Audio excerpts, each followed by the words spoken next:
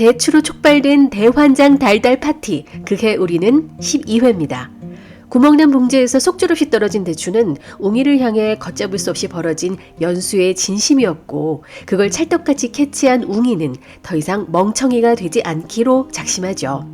자신을 놓지 말고 사랑해달라고 연수에게 사랑을 부탁합니다. 이보다 더 애달프고 아름다운 부탁은 본 적이 없었네요. 늘 그랬듯 연수는 그 자리에 있기만 하면 됐습니다. 불면의 밤을 보낼 수밖에 없었던 웅이의 악몽과 상처, 그리고 그 모든 것에 치유의 키스를 보내준 연수 덕분에 웅이는 버림받는 두려움에서 점차 벗어나게 됐죠. 매년 가을 이맘때쯤 부모님이 잃어버린 친아들로 슬퍼했던 날, 그때부터 악몽이 시작되고 누군가에게 끊임없이 버려지는 꿈을 꿨던 웅이는 연수로 인해 꿀맛 같은 잠을 청할 수 있게 됐습니다.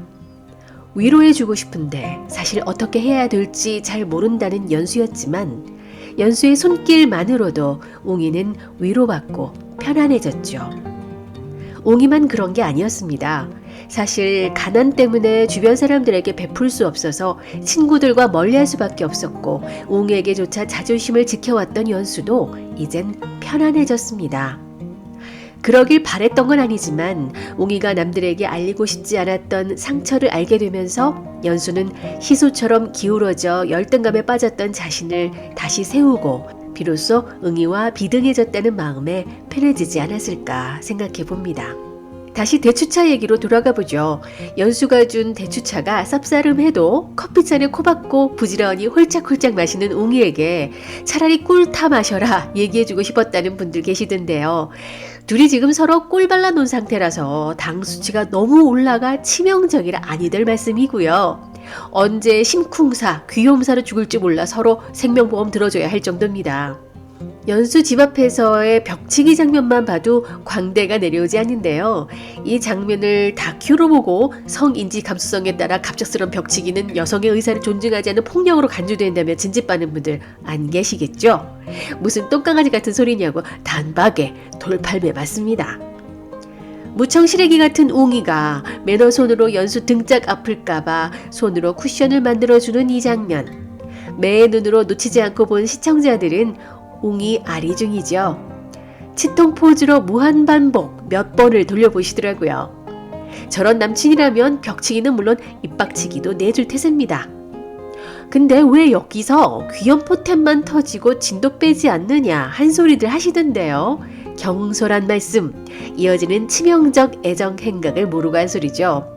옹연수의 애정 홍수에 허우적대느라 정신이 아득할 정도인데요. 대추차로 시작해 군밤과 핫도그로 시청자 귀염사하게 만드는 저격수 웅이, 한 손으로도 핫도그 2개를 잡을 수 있음에도 굳이 군밤 봉지를 물고 있으라고 디렉션을 주신 감독님께 무한 감사드립니다. 주먹 물고 봐야 하는 이 장면들은 최우식증후군과 치아우식증을 동시에 유발시키는 명장면이라 할 수 있겠습니다. 그리고 웅이 집 대추차에 뭘 탔는지 이어지는 데칼코마니 웅연수. 그해 19대, 10년 후엔 다시 만나지 않을 거라던 웅연수가 비긴 어게인이 된 지금, 촬영 마지막 그들에게 던진 질문 기억나시죠?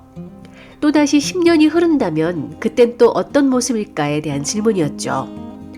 연수의 시선을 따라가던 카메라 너머 지웅이도 느낄 만큼 질문을 받은 웅연수의 의미심장한 눈빛 교감이 엿보였는데요. 과연 어떤 대답을 했을까요? 그 질문에 대한 답이 이 드라마 전체를 관통하는 메시지가 되지 않을까 예상해 봅니다. 평범한 사람들도 기록이 되면 이야기가 되는 다큐멘터리를 찍게 되면서 웅과 연수는 다시 사랑할 수밖에 없는 그들만의 이야기를 만들었습니다. 이들이 누리고 있는 청춘이라는 특권까지 더해지면서 청춘 휴먼 재회 다큐멘터리가 됐죠. 아마 10년 후에도 웅연수는 또 다큐를 찍고 싶어 할 것 같습니다. 지금의 이 감정과 행복이 10년 후에도 계속되길 바라면서 말이죠. 그런데 이건 이 둘이 생각하는 다큐인 거고요. 실제로 편집해서 나오게 될 다큐는 관찰자 지용의 의도에 따라 달라질 수도 있습니다. 관찰자인 지용이는 웅현수의 재회를 예감하면서도 애써 서로에게 머무는 시선과 감정선을 제 맘대로 걷어냈더랬습니다. 이야기를 살려내는데 귀신인 작가로부터 뼈 때리는 말을 듣지 못했다면 지용이는 연수를 놓지 못하는 마음 때문에 자신이 보고 싶은 것만 모아둔 편집본을 내놓게 될 겁니다. 그래서 웅현수의 다큐는 이 둘만의 다큐라고 볼 순 없습니다. 웅현수의 이야기와 관찰자이자 편집자인 지용이의 마음까지 들어간 다큐죠. 마지막 16회에는 분명 완성된 다큐를 시청자들에게도 보여주게 될 텐데요. 지용의 편집이 어떤 의도로 만들어질지도 관전 포인트가 될 것 같습니다. 근데 벌써부터 웅현수의 다큐 최종본이 시청자들을 울리게 될까봐 조마조마합니다. 왜냐면 지금 웅현수가 너무 행복하기 때문인데요. 또 한 번의 위기나 절정, 반전이 있을 수 있잖아요. 제발 아무 일 없기를 바라는 게 시청자들의 한결같은 마음일 겁니다. 마지막 회 웅현수의 다큐 시사회가 눈물의 시사회가 될지 기쁨의 시사회가 될지 지금으로서는 가늠이 안 됩니다. 웅이는 앞으로 자기 작품을 전시하게 될 전시회장에 연수를 데리고 가죠. 거기서 웅이가 눈을 지그시 감고 나자 주변이 온통 흑백으로 변하는데요. 그게 어떤 전조간일까 불안감이 들었습니다. 연수는 그림을 그리던 새벽 혼자 깨어있을 웅이의 시간들이 어땠는지 묻습니다. 웅이는 얘기하죠. 가늘게 긋는 선 하나에 움직이는 초침 한 칸에 그 모든 해에 그 모든 순간에 구견수가 없었던 적이 없는 것 같다고. 그리고 앞으로도 모든 시간을 구견수를 사랑하는 데 쓸 거라고. 그러자 포옹한 웅현수 주변이 다시 밝아옵니다.